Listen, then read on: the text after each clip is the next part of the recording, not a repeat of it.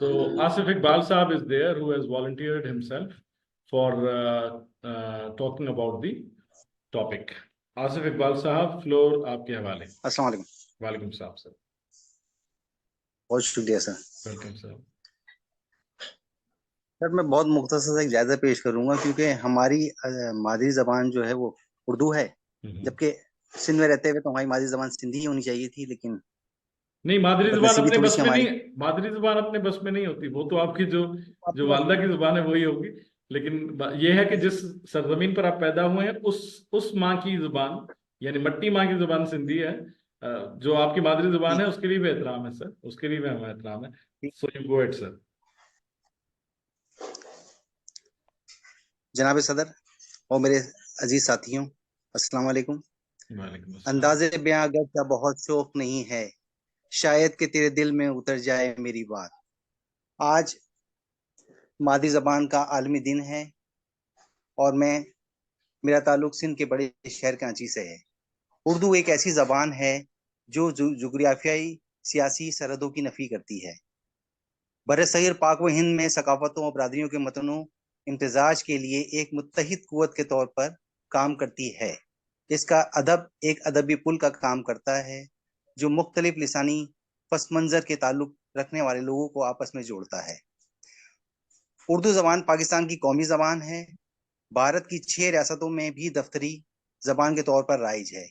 हिंदुस्तान के कानून में उर्दू का इन 22 ज़बानों में इस्तेमाल होता है जिनको दफ्तरी ज़बान का दर्जा हासिल है. पाकिस्तान की कुल आबादी की तकरीबन 8% और भारत की आबादी के तकरीबन 5% लोग उर्दू को मादरी ज़बान के तौर पर इस्तेमाल करते हैं.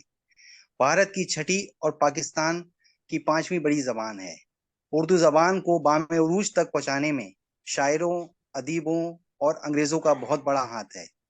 मुगलिया दौर 1849 में पहली मरतबा उर्दू को पंजाब में दफ्तरी ज़बान का दर्जा दिया गया. उर्दू दुनिया की 9वीं बड़ी ज़बान है. कायदे आज़म मोहम्मद अली जिन्ना ने फरमाया था, पाकिस्तान की कौमी ज़बान उर्दू और सिर्फ उर्दू होगी. उर्दू ज़बान को तमाम पाकिस्तानी सूबों में सरकारी ज़बान की हैसियत हासिल है.